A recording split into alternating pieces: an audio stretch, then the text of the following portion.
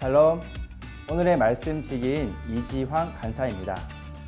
마가복음 5장에서는 각기 다른 사람의 문제를 다루시는 예수님의 모습을 통해 치료자, 구원자이신 예수님을 드러내고 있습니다.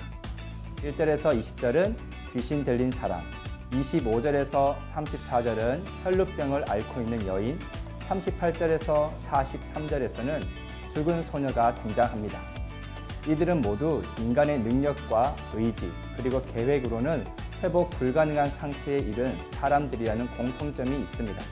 그럼 이런 절박한 상황에 처한 사람들이 예수님을 만났을 때 어떤 일이 일어나는지 한번 살펴보겠습니다.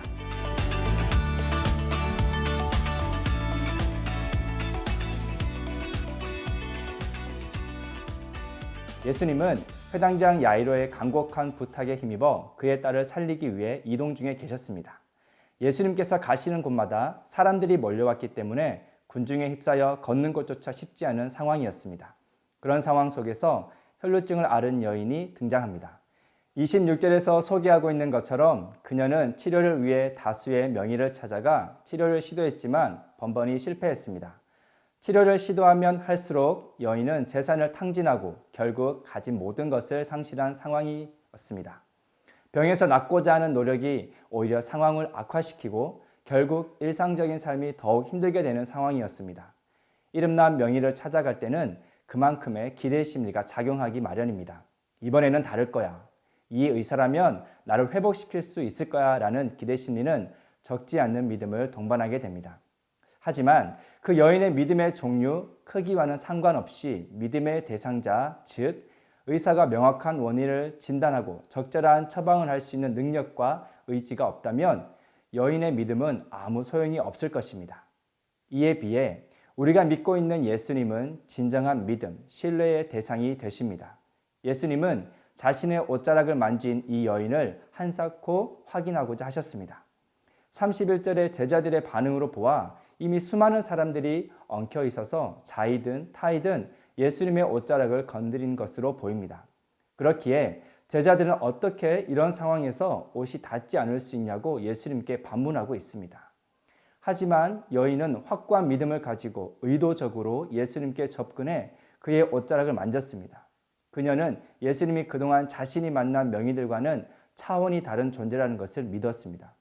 그리고 그분이 자신의 12년의 삶을 청산할 수 있는 능력을 가질 뿐만 아니라 나 같은 사람도 치료해 주실 수 있는 의지를 가지신 분으로 믿었습니다.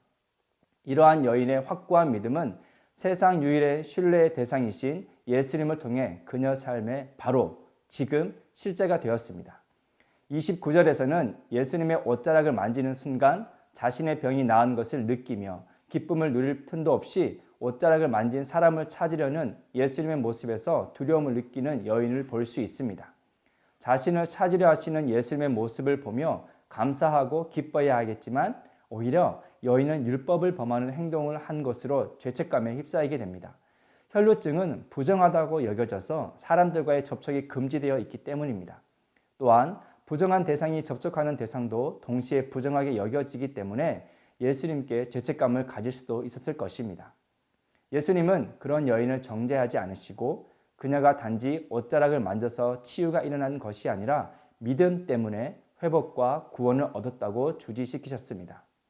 여인의 믿음을 구체적인 행위로 표현했을 때 그녀의 가장 절망적인 문제였던 혈루증이 완전히 치유되었습니다. 또한 예수님은 군중 앞에서 공개적으로 구원 선언을 하심으로써 더 이상 부정한 여인이 아님을 선포하시고 사회 공동체로 다시 복귀시키셨습니다. 혈루증을 앓은 여인을 통해 우리는 예수님이 진정한 신뢰의 대상이 되신 분이심을 알 수 있습니다. 우리가 가진 자신이 생각하는 그 어떤 문제보다 크신 분이십니다. 이 예수님께 혈루증을 앓은 여인처럼 믿음을 가지고 어떤 문제라도 가지고 간다면 우리 삶을 변화시키시는 하나님을 만날 수 있을 것입니다. 오늘 하루 도무지 해결되지 않는 해결해야만 하는 문제를 예수님 앞에 내려놓는 시간이 되기를 소망합니다. 감사합니다.